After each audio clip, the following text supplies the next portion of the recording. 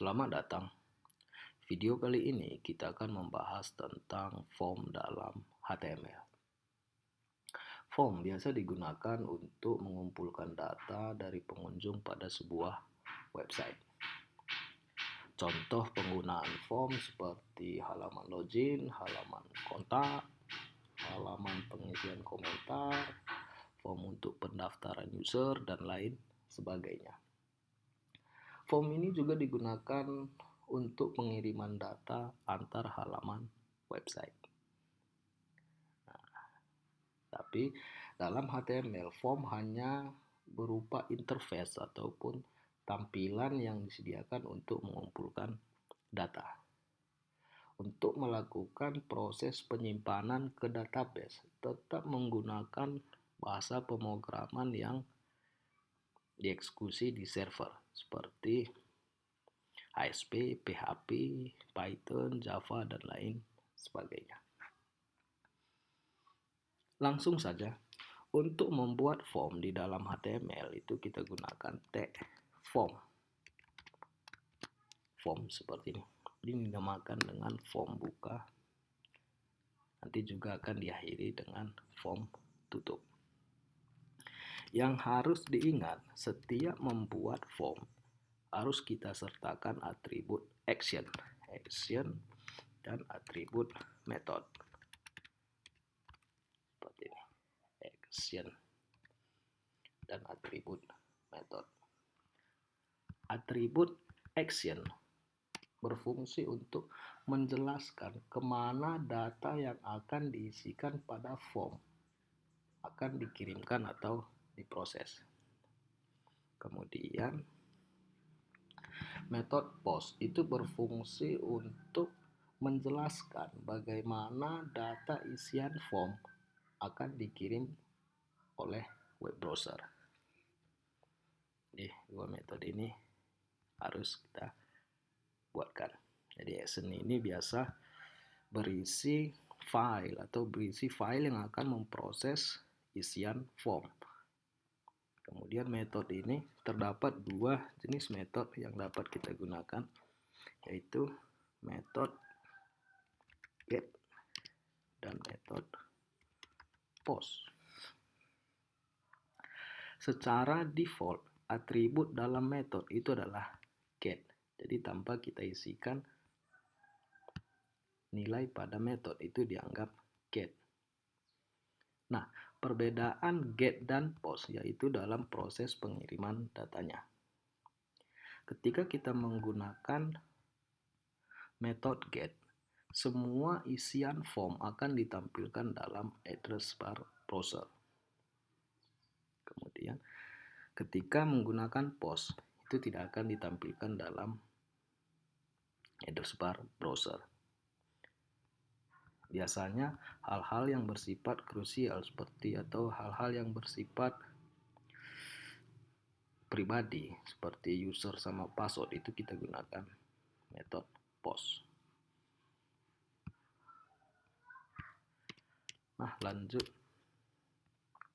Dalam topik ini atau dalam pengenalan form ini kita akan gunakan elemen form berupa input yang terdiri dari teks, kemudian ada input type submit dan reset. Seperti ini. Ini salah satu elemen form yang bakal kita gunakan dengan elemen form input dengan type text. Ini biasa digunakan untuk penginputan nama, username. Submit ini untuk membuat button yang nge-submit isi form atau mengirimkan isi form. Kalau reset untuk mengosongkan. Langsung saja kita coba cara membuat form di dalam HTML. Saya ambil contoh yang sebelumnya supaya nggak dua kali ngetik. Oke, terus saya buat nama filenya form 1.html. Save.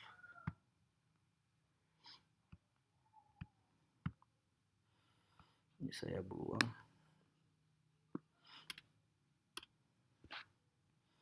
Contoh membuat form.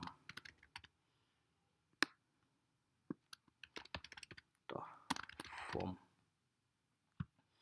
seperti ini. Nah, setiap membuat form kita awali dengan tag form buka seperti ini. Nanti juga ada form tutup.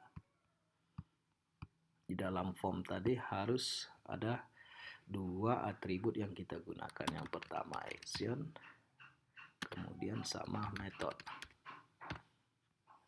Nah, isi dalam action ini adalah file yang akan memproses data pada form. Di contoh saya buat sini proses.php. Saya buat sini bahasa pemrogramannya PHP. Jadi ketika isian form nanti dikirimkan, maka akan diproses oleh file proses.php. Kemudian metodenya saya buat get seperti ini contoh. Nah, saya buat sini lagi untuk input type text ya. Jadi contoh saya buat nama seperti ini. Input type sama dengan text. Kemudian standarnya itu setiap membuat elemen form, walaupun kita membuat hanya sebatas interface atau tampilan saja, jangan lupa menyertakan name. Name sama dengan nama seperti ini. Nama mahasiswa, kita anggap mahasiswa. Jadi ketika nanti diproses oleh file proses.php, penanda inputan nama ini adalah ini. Jadi harus ada atribut name pada setiap elemen form.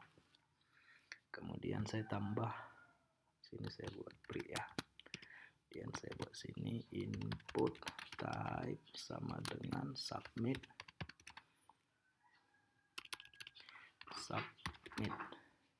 Kemudian name sama dengan simpan, buatkan value-nya, value sama dengan simpan seperti ini. Jadi tulisan yang ada pada button ini nanti hasilnya adalah button, yang ditampilkan adalah yang berada dalam isian value. Kemudian saya buat satu lagi input type sama dengan reset. Kemudian name-nya buat reset, value sama dengan songkan. Ini sebagai contoh saja.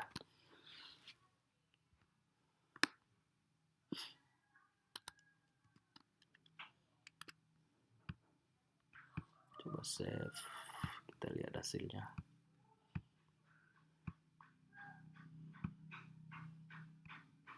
Form 1. Nah, kurang lebih seperti ini hasilnya. Kita punya satu inputan dengan tipe teks. Bentuknya adalah text box seperti ini. Kemudian kita punya satu button atau inputan dengan tipe submit. Itu bentuknya button seperti ini. Satu lagi inputan dengan tipe reset. Ini juga dalam bentuk button. Nah, contoh saya di sini saya isikan alpha. Ketika kita klik tombol simpan yang type inputnya tadi adalah submit, maka akan diarahkan ke file proses.php. Jadi, sebuah input type submit ini fungsinya untuk mengirimkan isi di dalam form. Dikirimkan kemana? Dikirimkan ke dalam file yang kita sertakan dalam atribut action. Jadi contoh saya buat di sini alpha. Ketika saya klik tombol simpan, tidak terbuka ya. Ini Safari sebentar. Kalau Safari tidak langsung ditampilkan, saya buka pakai Chrome. Chrome yang eksekusi walaupun filenya tidak ada. Ini kan belum kita buatkan filenya. Jadi saya buka tadi di Chrome seperti ini, Alpha. Kemudian saya tekan tombol simpan. Nah, akan diarahkan ke file proses.php. Memang file proses ini belum ada. Nah, yang harus kita perhatikan di sini adalah ketika kita kirim, maka diarahkan ke file proses.php. Kemudian ada satu variabel nama. Ini berisi alpha. Kemudian variabel simpan ini berisi simpan. Ini semua ditampilkan dalam address bar browser karena kita menggunakan type formnya adalah bukan type form, method form adalah get. Seperti itu.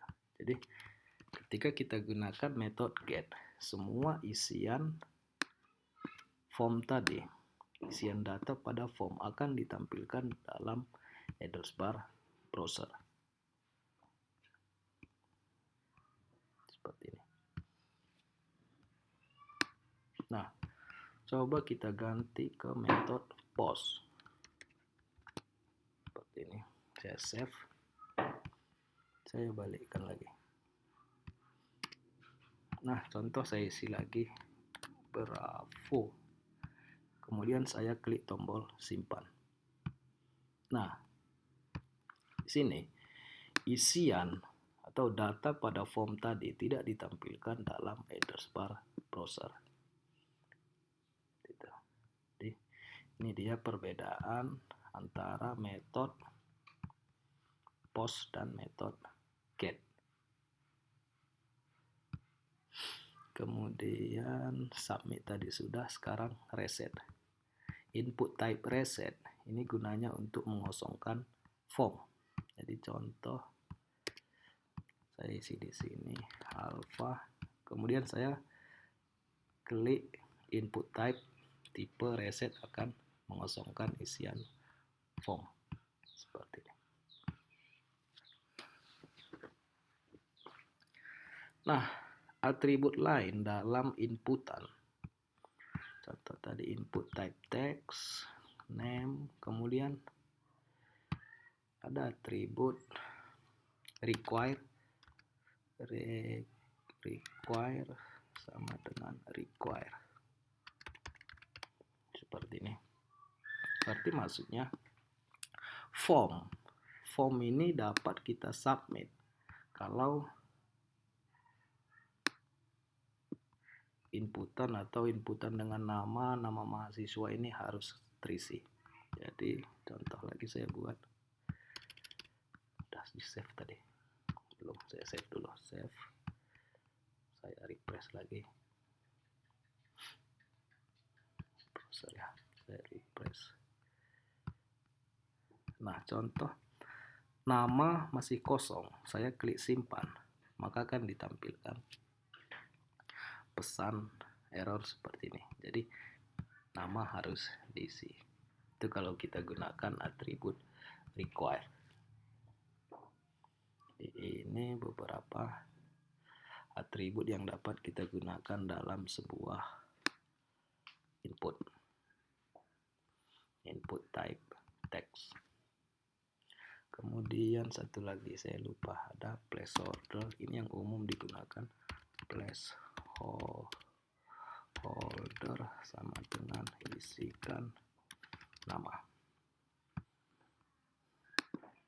Atribut placeholder kita gunakan ini sebagai panduan saja ketika mengisikan sebuah form. Di ini contoh saya isikan placeholder, isikan nama. Buat saya save, lihat hasilnya. Nah, jadi ada dia placeholdernya, atau di dalam inputan tersebut diisikan panduan seperti ini, isikan nama.